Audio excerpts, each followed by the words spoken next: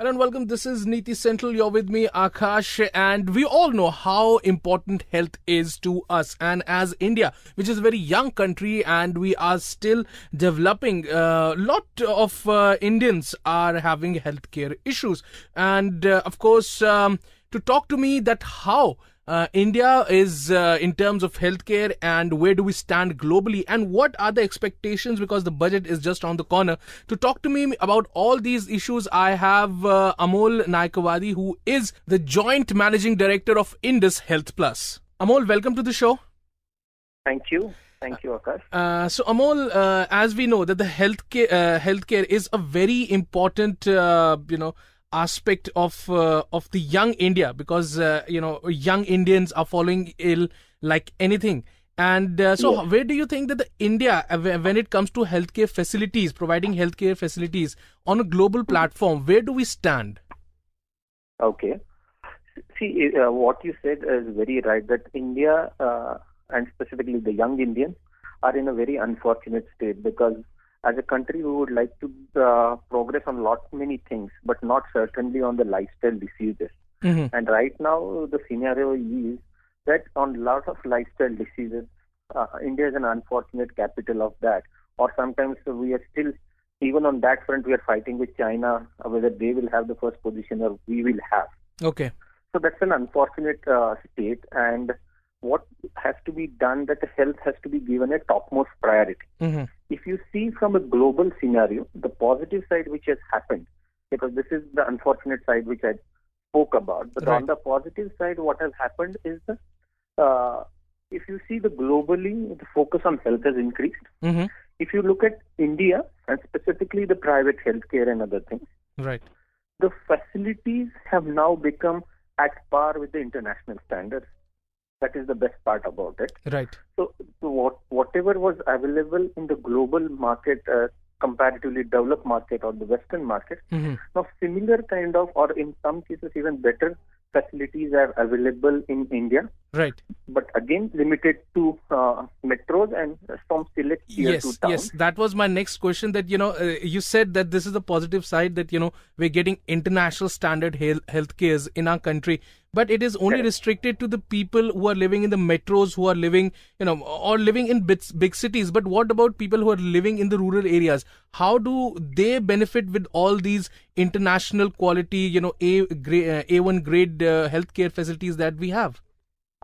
Correct. See, there is a comparatively a better growth right now. What you say is certainly there. Mm-hmm. That the majority of facilities are in metros. That's what I also mentioned. Right. But to some extent, things are changing in smaller towns. But Mm-hmm. I think it will take a long time and it needs government's intervention. Right. A government's role as a catalyst, Mm-hmm. which they have to come forward, so that even in those sectors Right. or those cities, there is a growth. See, it is not just about putting a building. Right. If you ask me, healthcare as a business is very, very complex. It's not just about putting a building or something. Different professionals Mm-hmm. which are in the care city have to come together. Right. And that ecosystem has to be created for a healthcare infrastructure to be created in one city. That's absolutely Because right. we also work in lot of markets in tier 2, lot of hospitals in tier 2 markets and other places, Mm-hmm. and we feel there is certainly a challenge. Right. Though bigger hospitals with whom also we work in metros and other things, they all aspire to go to smaller towns Right.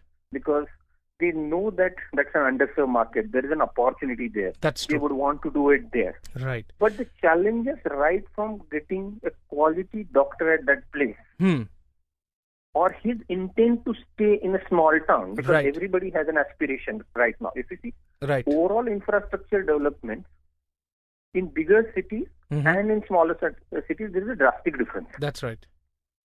So that ecosystem has to be developed.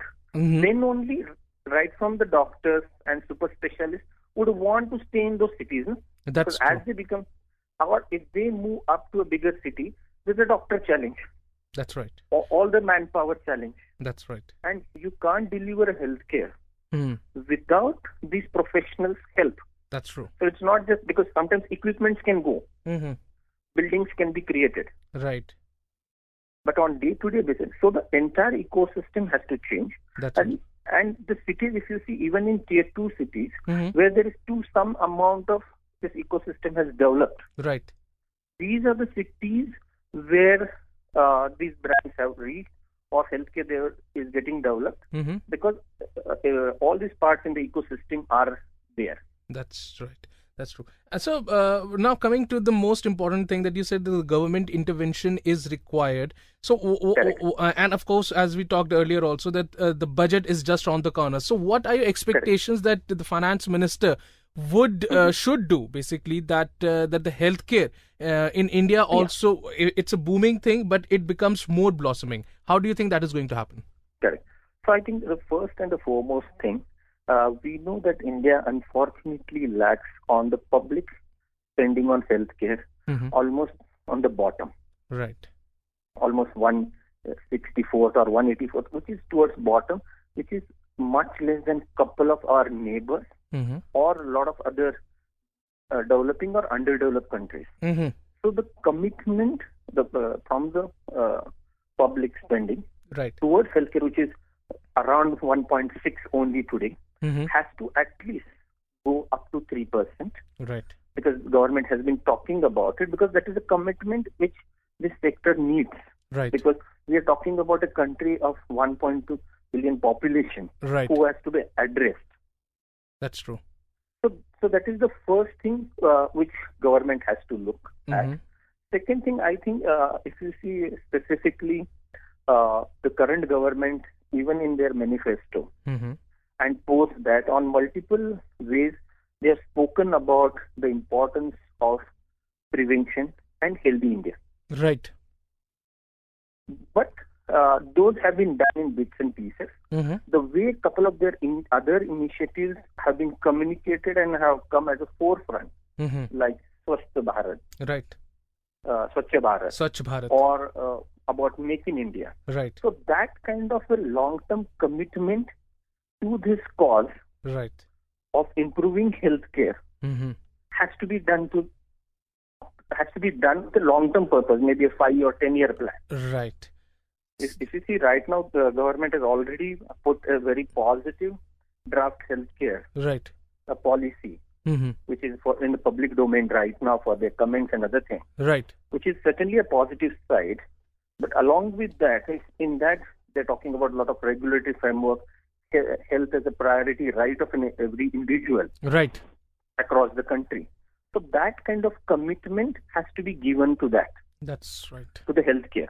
That's Because if you see healthcare from different point of view, if you look at from the population point of view, Mm-hmm. health of a country, of Right. its people, matters a lot for any developing country which is wanting to grow, which is growing and wish to grow. Right. Well, that's a good point, I think, you have made over there. And on that note, thank you very much, Amol, for coming on the show and sparing your time with us. Thank you so much. Thank you. Thank very you. much.